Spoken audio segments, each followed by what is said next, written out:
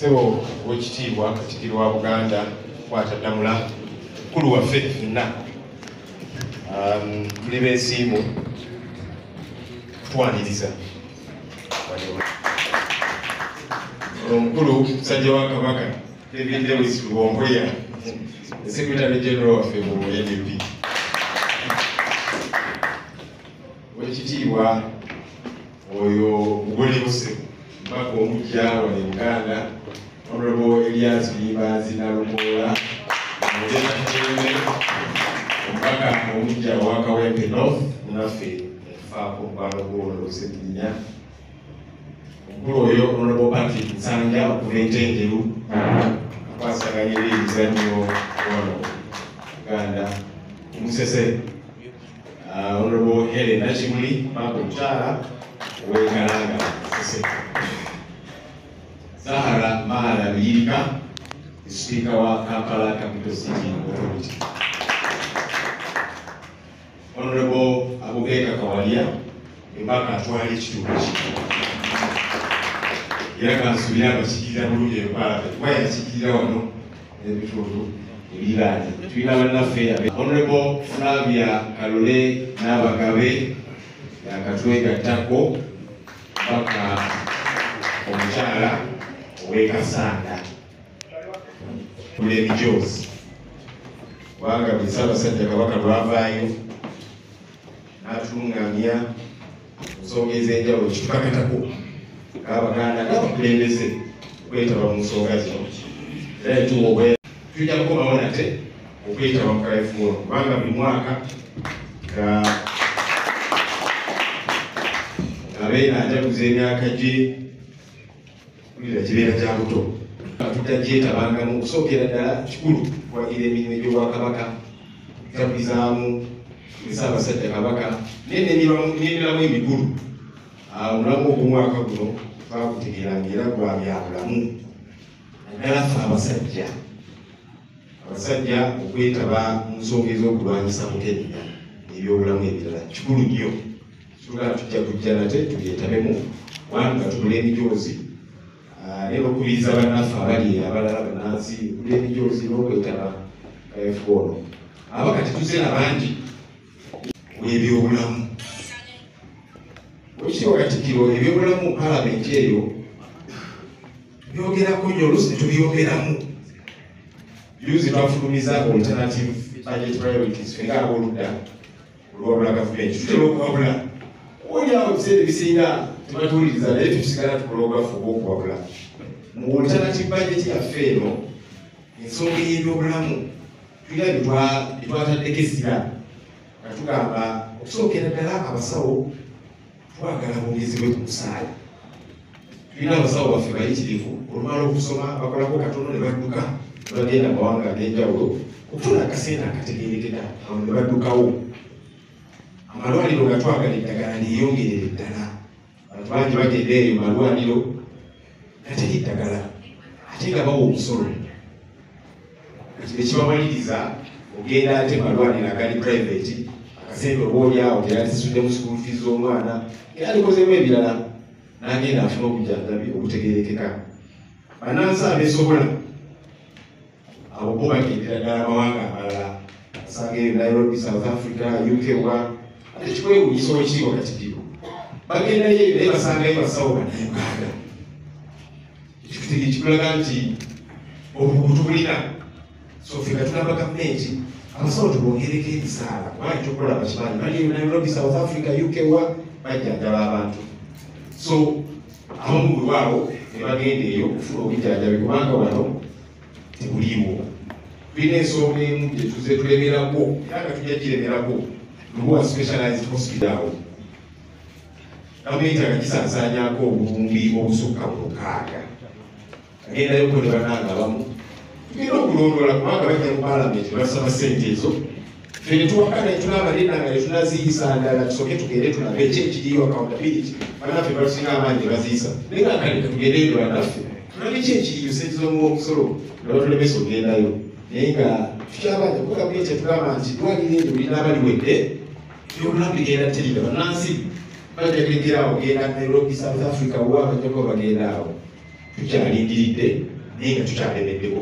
Olwekyo twebaza Obwakabaka bwa Buganda n'okusingira ddala Beene olw'okuteeka essira ku nsonga y'ebyobulamu, kubanga bwe tutereeza ensonga y'ebyobulamu abantu kasaba babeera abalamu baba bajja kusobola okukola, baba bajja kusobola okulima emmwanyi.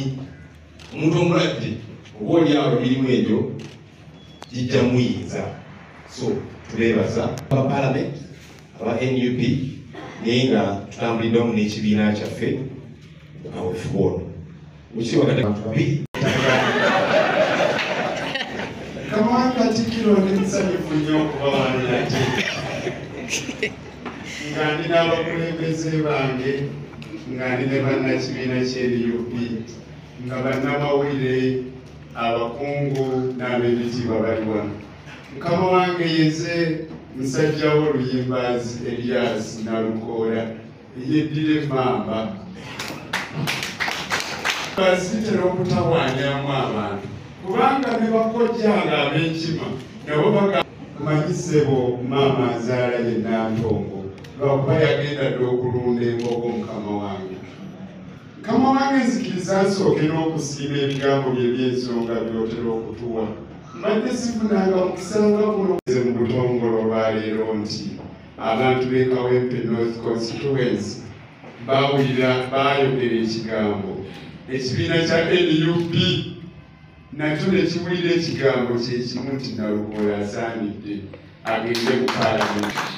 Mukama wange mwezi 13 omwezi gwa Maaci omwaka guno. Era Mukama wange nze kwolaba wano kyempeeyo ssebo buli kaseera ngisitulamu enti nenyenyamu okulaba oba ngisobola naye nze n'okusoomooza okutagambika ngezaako nange okulaba nga ddwera. Ekisooka omusajja eyali mu kifo ekyo yali naye naggwala mu ngeri yalina ebyo bye yakola ngezaako bitunuulira ate nange mbere nga nsimba olwange.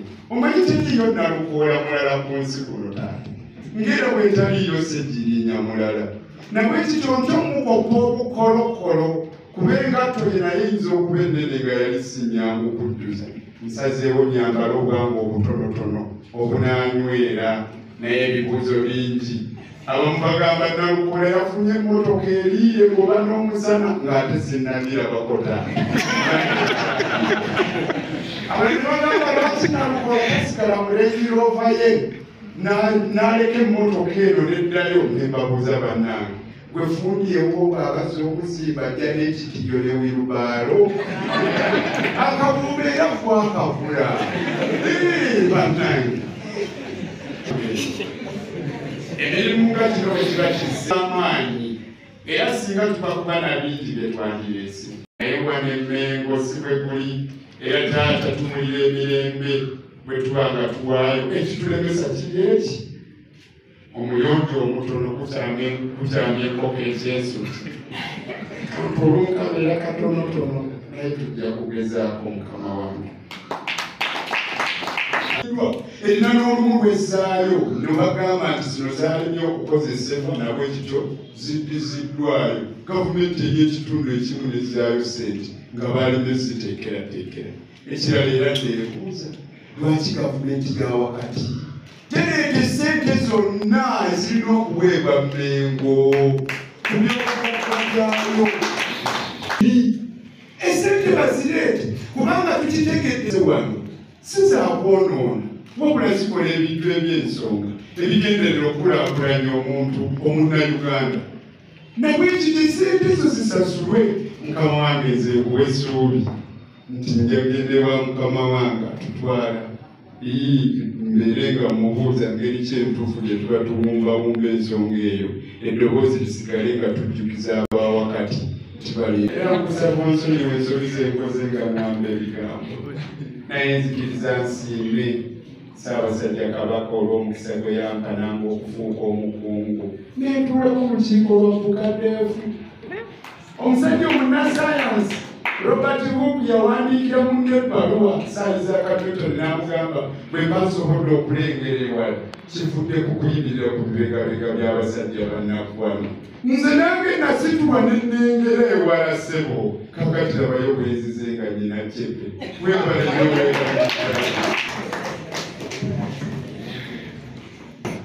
mutowo atulidde nnyo batowo olina abangi olina olomwakikumi naye ndi mutowo olwekitiibwa Kyagulanyi mutowo atulidde nnyo wabula twogeramuko ku bino n'ebirala sibututukowa tugenze tulaba nti kakati 13.5 million is not a very smart figure.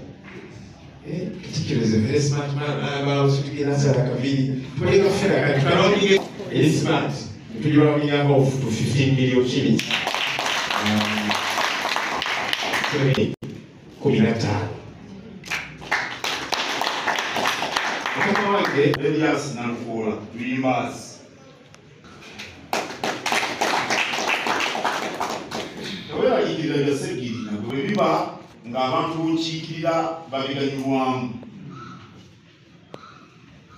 President Thabo Mbeki bwe yaddirira President Nelson Mandela munnamawulire n'amugamba nti engatto za Nelson Mandela onoozitaamu nga Mandela si wakuzannya n'abagamba nti Mandela alina ekigere sayizi 13 nze nyina akagere sayizi 8 nze nyina kufuna engatto eyange etuuka nti mwezi okugwa nange ntambula olugendo lwange naaba amagezi geekuwa naye mukulisiiwo okulonde kwabeererawo naye byonna bimanya abantu abakubye emiggo bakoze batya babasambye babagunyiza emiwago emabega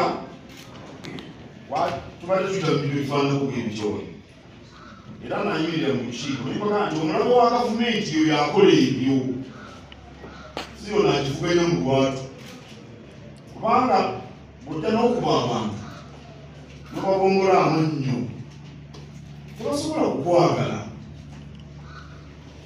ate obusambattuko busaala busambattuko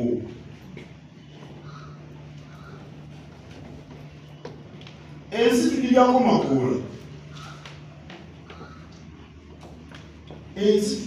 makoola tubalisobola ki omuntu yandiwaalidde ekiyitiridde olwaka lw'obululu bafaraawo mu Misiri bagagana ne babazika n'ebyobugagga ne bwe bakuziika n'ezaabu eyeekanawa kasitoobeera nga tokyassa kiweddeyo n'olwekyo bongola abantu amannyo babina amagumba alaba omuntu babina okugulu akalulu obululu n'olwekyo ebikola ebyokusambatuka ebyobulabe tubivumirira okula lya Afrika twagala mirembe kale okusambatuka obwonge mu kalulu obululu akali constituency ng'oyinza okulowooza nti enjuba tejja kuvaayo enkeera naye bulika era nkwagaliza obuweereza obulungi lwanyisa Mukenenya tuli ku nsonga ya byabulamu era kirungi nnyo mwe ng'abakulembeze bwe muvaayo nammwe ne mulaga nti kaweefube ono mumuwagira. Simanyi oba omukulu ono akulira oludda olwabula gavumenti akimanyi nabano bazenako siyimala mu nkungaana z'ebyobufuzi simanyi obwana nalukola amanyisimbe yasaasaane kabeere anti ekimusaasaanya omukungalaga nti olw'ennyimba mbi ayimbira mbabe mwena mukuŋŋaanye mwena muli bannuuku nalukola waffe agenda kuwambula esajja ly'okubatta naye abasiriimu bwasaasaana tunaafuna tutya bannalukoola abalala bamuwanga Kivumbi bahere Nakimuli nga siriimu simanyi kino bakikugamba bazokuba kutya naye kati nze ndiri mukulu wa mubyo nabitegeera mumala kumwebaka no byansi byakuleka bwebongera bwoba ofoofa lulwo okyali mu byansi byakuleka saawa 8 tukusitudde tuyimba fakatoliki fuba eggulu yembeera tutwala ku mwanyi ogenda wekasebo n'oyo yamukusiiga babateeka mu ntaana njawufu tewali bantu bafu babiri bazika mu ntaana eyo ono mu Buganda n'olwekyo wekirowoozeeko era amasaba kubanga wagize olwo babawuliramu ensonga zino muzoogereko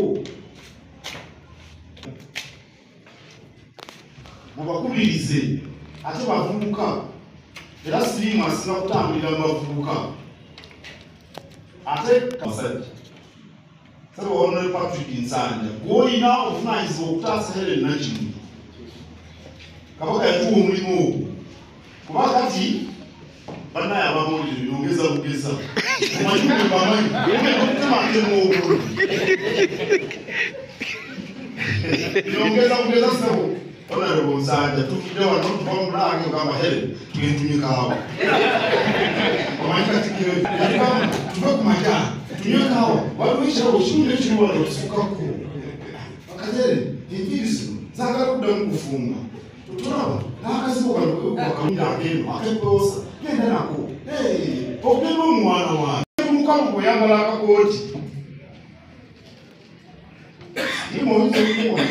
bw'ogenda okulima emwanyi zo ng'olina amagendesebwa amakka oyinza ogayitako akitegedde kubira mukama omuwadde ku nsonga z'ebyobulamu era temukoowa Uganda bw'etaasoosowaze byabulamu bino bibagamba tugenda mu byafune yateyaddeko byabwenimba kati mu East Africa mukimanyi nti ffe tusinza abantu abakwatibwa obumisiri ng'ate kabaka afubye lwikyali kitalo nga kitiisa n'aba-UNAIDS kakati kikeereddeko naye era abakenya bakyatusinga abakwatibwa abapya beŋŋamba abakwatibwa abapya ne ssente ze tusaasanya ku byobulamu mu East Africa ndoza waffe tugwerera oba bagambye Burundi bagambyani n'olwekyo olutalo lw'ebyobulamu lukulu tubeere balamu tujja okusobola okukola tuze Buganda ku ntikko ne Uganda emu efuna ekitiibwa kyayo ekyaliwesa erinnya erya eddulu lya Africa. I'm very happy to receive that. I was quite impressed by members of the NRM who condemned the violence. You see, it's a mark of being civilized to acknowledge a mistake when it takes place. Ebisoga ebyokatikkiro, ebinyolo ebyokatikkiro, egindi ebyokatikkiro, olwaki temubabuuza bye boogedde? Naye nga obusambattuko bwa bulabe bujja tuleetera akabasa. Naye ng'ate ekyo si kye twagala. Nziramu okwebaza aba National Unity Platform okujja wano okwetaba naffe. Wabaawo ensonga era kino mukitwala eri obukulembeze bwonna obw'ebintu binaabawagizi. Wabaawo ensonga etabaddira bulungi nga mulowooza nti nsobola ne tunnyonnyolagana mujje.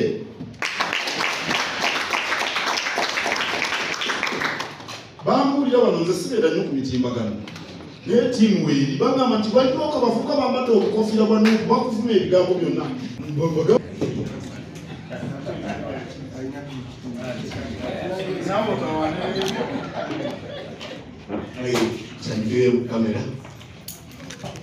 Omwana w'omwami jangu omwana w'omwami tetulina mukyala bajjaka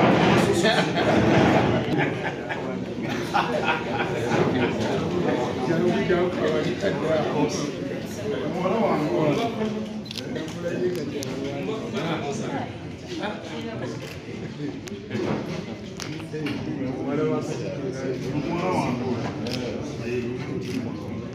Ekisa otubere Mukama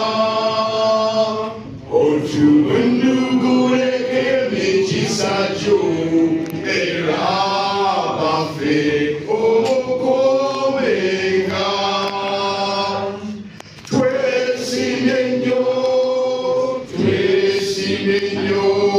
Ola Buganda Yafe Echitiwa cha Uganda Chapa Tanafe Tuchekomega Sasa kama kawangae alikubikobeka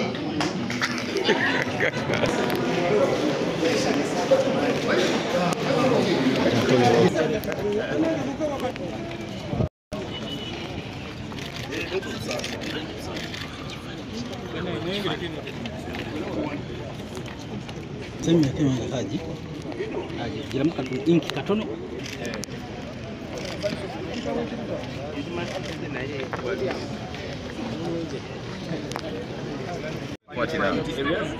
and regarding health, we feel certain things should be a no-no in 2025. We need to pay our health workers better. They run away to go and find better pay elsewhere, and yet we can be able to sustain them here. Many hospitals, many government health centers don't have medicine. Some of the basic ones. It's not there. Then there are some white elephants like Ruboa Specialized Hospital. Over 600 billion shillings has been injected into this project. There's nothing happening there. We don't know what's happening there. When we made a lot of noise about it, of late I'm told there's a structure coming up because they want us to keep quiet. No, we're not going to keep quiet. All the 600 billion shillings has got to be accounted for. It's not enough to say that, look, now these guys are making noise. Because when we went there was nothing. That's why they denied us access. So they said, these guys are making too much noise. Let's put up some kind of shell structure. So I hear there's a shell structure. But the 600 plus billion shillings has got to be accounted for. We had said, instead of injecting a lot more money in this preposterous project, which is some kind of organized corruption in our view, let's inject that money in health centers, government health centers. Take some of it to Mulago, Chirudu, to Kawepo Hospital, Naguru Hospital, and many other health facilities, government health facilities across the country, so that we can bolster them. But we are glad that Uganda Kingdom is leading the way in that quest. We hope that government will wake up and smell the coffee.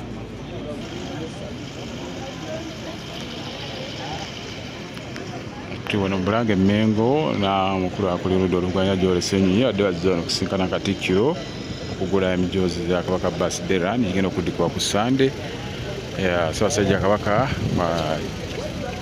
okujja kuza myaka gye 7 nga yoguma Sekajadi